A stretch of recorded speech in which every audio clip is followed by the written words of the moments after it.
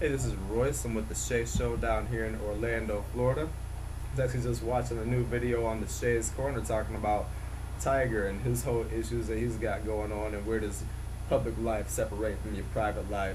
Why do people watch it? Should it matter? Do we care? No, we shouldn't.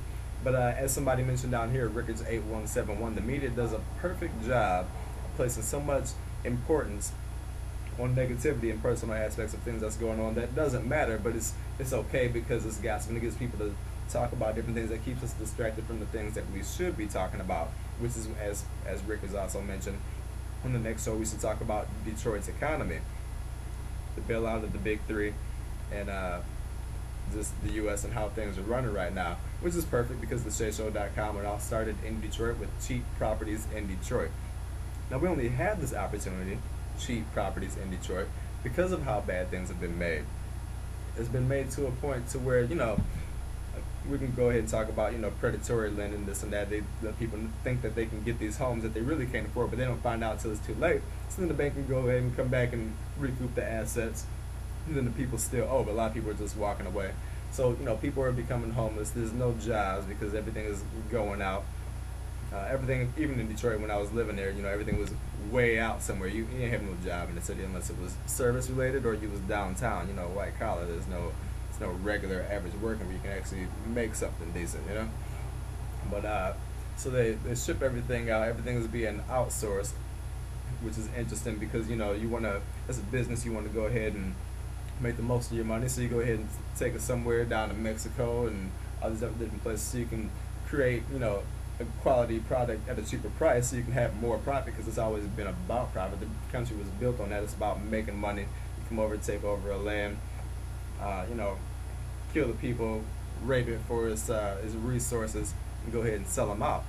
So they're still doing it. But now in this process of doing this, the greed has just made people so stupid. It's like, okay, yeah, you want to go ahead and like make it cheaper so you can make more profit, but you take the jobs away from your buyers. How are they going to afford this stuff? It makes no sense.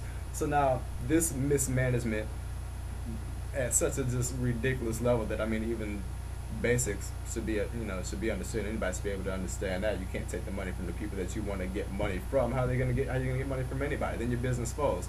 And of course, then we see that. So the government says, okay, well let's come in and go ahead and take it over. We're gonna help you out. You're too big to fail. We can't let you go down. We gotta save the people. We gotta save the industry. Not as if we're exporting so much anyway, because everything's coming in. We're importing more than we're exporting, which is partially why we're in such a debt to places like mainly China, but other places as well. So they're coming back. They want they want their money back. They want their returns. And America is being foreclosed on. Detroit is just ground zero.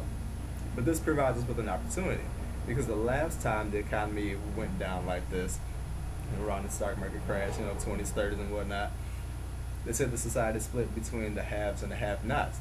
Of course, there's a lot of people staying in bread lines, and nobody had nothing. And you remember the famous picture of the mother holding her baby in black and white, looking all, it's like such a moment. But at the same time, there's so many people with top hats and flipping them and just like, making it happen because if you got a little bit to start from, everybody knows it takes money to make money. And if you got that opportunity, it's those bad times that you can capitalize on, which you can take that in different ways. Yeah, that's bad, but we all have the same opportunity here, and we've been presented with this once more because history repeats itself. So you have people losing their homes, losing their jobs. It's a messed up situation. But the investors and the people who got money, people who already know what's going on, they're coming in and snatching these up quietly because they know it's not going to last forever. This is the time to acquire, whereas before the average person couldn't afford 100,000, 200, and whatever kind of houses, whatnot. The average person couldn't come in on an investment level and decide they wanted to free themselves of the job, of the clock, of the cubicle and whatnot. So you just stay mentally and financially controlled and imprisoned through the system. This is the way to break out of the system. Once you don't have to worry about money, you have free time to worry about and manage your life in the ways that it should be and taking care of your family and everything else that goes along with life in general. Because they keep us trapped in these 9 to 5s to where all you worry about is surviving. It's like a mouse in a maze. It's this constant survival mode. All you can do is just worry about trying to get to the cheese. It's all about chasing the cheese. But once you're free of it, free to do whatever. So this is what we have going on. TheSheaShow.com. You go ahead and you go on there. You hit join now. You're going to be automatically directed to our membership page where you can join in, become a part of the international community of global investors, so we can all come together, be part of the bailout and this, the government trying to, create this umbrella of control and consolidating all this power. It's part of globalization. They want one world government, right? Then they have the North American Union. They're trying to connect Canada, U.S., and Mexico, which Buffett just bought this big, railway system, and they're building all these different things through there anyway because they're connecting it, because it's all about business. If they can connect them all together, they can form partnerships where, one country's making this and, they have agreements to buy from each other. It's all about, if they can erase the borders to where there is no outside or individual power or control, and they erase it financially so that they can make this better trade system supposedly for the people, so we can all have, free trade and make more money, this and that. Well, you create like a puppet, a shadow government over that, because who's controlling that? Who's saying who can trade with who and whatnot? And if those laws supersede our national laws, that means we have none anymore.